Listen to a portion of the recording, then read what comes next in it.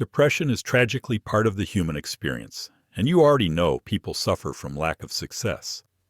But have you noticed that lots of people also suffer from success? Okay.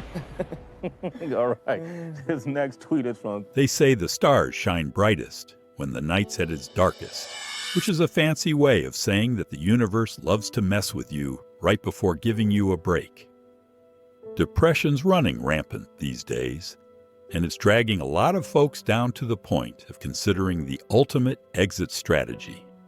But plot twist, if you can survive that black hole, you might just come out the other side with enough mojo to rule the world. It's gonna be fine, because, How?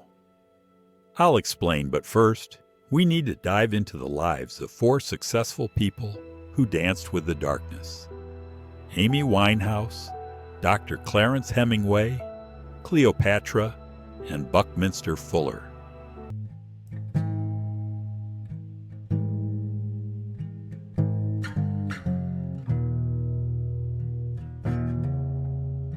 My greatest fear is probably dying with no one knowing of any contribution I'd ever made to creative music.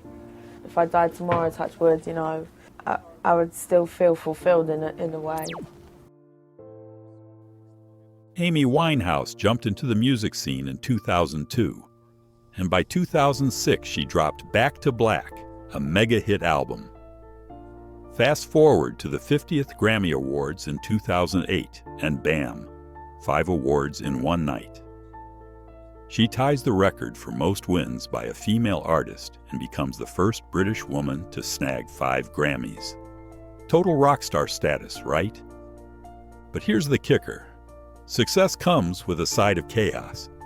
Her marriage to Blake Fielder Civil goes down in flames, and just 8 weeks before her tragic end at 27, she was already trying to check out early. 2011 rolls around and she thinks, hey, why not make a comeback? She starts in Belgrade, Serbia, but it's a train wreck. She's so hammered she can't remember the lyrics or even where she was. The crowd booed louder than her music. It was that bad. And just like that, her comeback turns into her last hurrah. Her doc, Romete, later disclosed that Amy was totally against any psychological therapy. They tried to make me go to rehab. I said no, no. Amy's too sad to stick to sobriety, relapsing out of sheer boredom and stubbornness. At one point, she calls up Romete to apologize for wasting her time. A final farewell in disguise. The night before she kicks the bucket, she and her bodyguard are up until 2 a.m., watching old YouTube clips of her performances. She's laughing, having a good time. But by 10 a.m. the next morning, she didn't wake up. The bodyguard who was still with her thought she was still sleeping, if only that was the case. After her death was confirmed, the coroner who examined her body discovered that she had a blood alcohol level of 0.416, over 5 times the legal limit for driving in England. She had drunk herself to death, and just like that, Amy Winehouse's brilliant but troubled star flickers out. One might say her success swallowed her up, but could that be true? This whole thing is so sad, really, very... Ernest Hemingway was the most successful writer of his day, being a winner of both the Pulitzer Prize in 1953 and Nobel Prize in 1954. So why would he unalive himself? Well, in 1961, he and his wife Mary were settling into the new home on the banks of the Big Wood River in the Sawtooth Mountains of Ketchum, Idaho.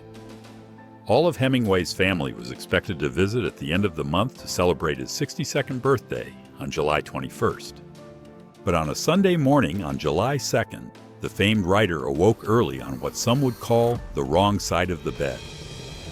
According to the New York Times, he left his bedroom, descended into the basement, and unlocked his gun cabinet. He grabbed his favorite shotgun and some ammunition, climbed back up the stairs, walked across the living room, and stopped in the house's oak-paneled entryway. The rest is some painful history. Interestingly, while giving a statement, Mary Hemingway stated that Mr. Hemingway accidentally took his life while cleaning a gun at 7:30 a.m. Well, the only problem with that statement is the fact that Hemingway was well versed in the handling of guns and rifles. He received his first shotgun from his father when he was only 10. Plus, he had been in World War I and the Spanish Civil War. If this fact wasn't enough to raise an eyebrow about his death, well, how about this? Dr. Clarence Hemingway, his father, fatally shot himself at age 57. Yeah, the doctor, a general practitioner, used an old .32 Smith & Wesson revolver owned by his father. At the time, Hemingway wrote to his then mother-in-law, Mary Pfeiffer, "I'll probably go the same way," in his 1940 novel, For Whom the Bell Tolls. But look, it got worse, because after those two did it, Ursula, Ernest Hemingway's sister, did the same, as well as Lester, his only brother. Then there is his son, Gregory Hemingway, who died of natural causes, whatever that means. And then Margot Hemingway, his granddaughter, who was found dead after battles with alcohol, drugs, and depression. Wow, this sounds like a family pattern. Enter Cleopatra, born in 69 BC and crowned Cleopatra VII, Queen of Egypt, when her dad, Ptolemy XII, kicked the bucket in 51 BC. Her brother gets crowned King Ptolemy XIII, and these siblings rule Egypt with the added weirdness of being husband and wife. Yikes. Anyways, Cleopatra and her brother hubby soon have a falling out, sparking a civil war in 48 BC. So the queen, always the strategist, cozies up to Caesar. Legend has it she rolls herself up in a rug and has it delivered to him. Surprise, it's Cleopatra. And Caesar's like, "Well, hello there." Smitten, he agrees to help her out in the civil war. Ptolemy XIII ends up with fish food in 47 BC, and Cleopatra becomes co-ruler with another brother, Ptolemy XIV. Let's just say there wasn't a real distinction between brother/sister and husband/wife in the Egyptian royalty then.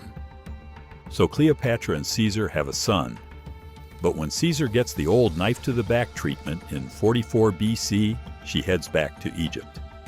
Not long after, Ptolemy XIV bites the dust, probably with a little help from Cleopatra. How do we come to that conclusion? Well, she's a bit of a poison specialist, and more importantly, she made her son, Ptolemy XV Caesar, her co-ruler. Nonetheless, the Roman Empire's a mess after Caesar's death, with Mark Antony and Octavian duking it out for power. Antony drags Cleopatra into his mess, but she pulls her old tricks and seduces him. War breaks out between Octavian and Antony, and surprise, Octavian wins. Cleopatra takes refuge in her fancy mausoleum, and when Antony hears a rumor that she's dead, he goes all Romeo and Juliet, stabbing himself. But just before the lover boy dies, he gets word she's actually alive, so he has himself dragged to her. He successfully dies in her arms, telling her to make nice with Octavian. So Octavian shows up, and as expected, Cleopatra tries her seduction routine on him, but he's not biting. It's really hard to tell if it didn't work, because Octavian was a really focused man, or because she was old then. Anyways, rather than become Octavian's trophy, she decides to exit the stage via snake poison. It is believed that the poison was from an asp, a snake symbolizing royal divinity. Regardless, Cleopatra checks out, leaving behind a legacy of beauty, power, and dramatic exits. Now, all the stories up till this point are of people who decided to throw in the towel. Some do so just as their careers were starting, like Amy. Others when they thought it was over, like Hemingway, and others are like Cleopatra, those who think the act would make them more powerful. However, there is a much better way than all of this, and it's in the story of Buckminster Fuller. Now, this man invented a bunch of cool stuff and held 28 U.S. patents, but the real reason you should give a hoot about Bucky is what happened in 1927.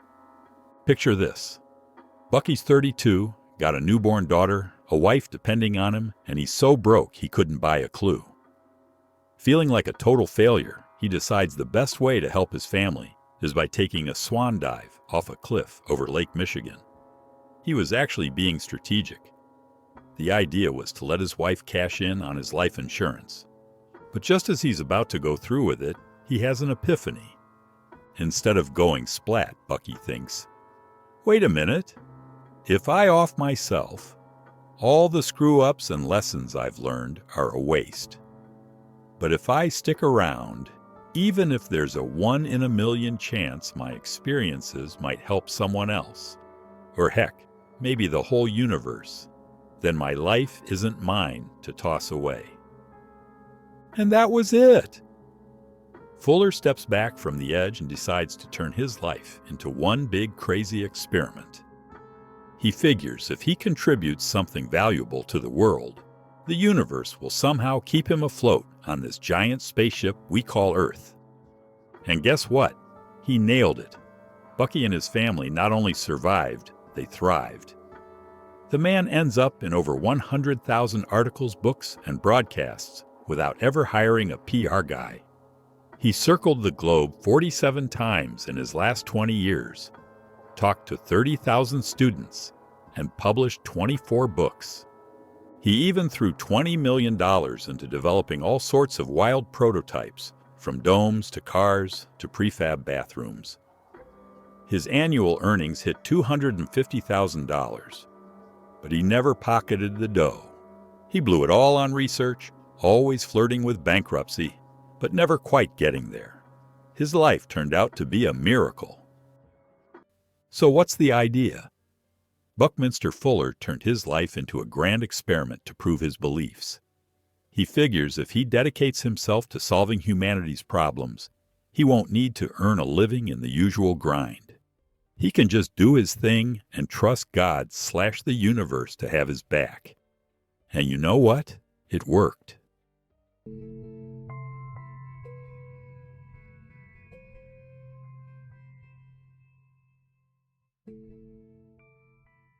In the end, Scott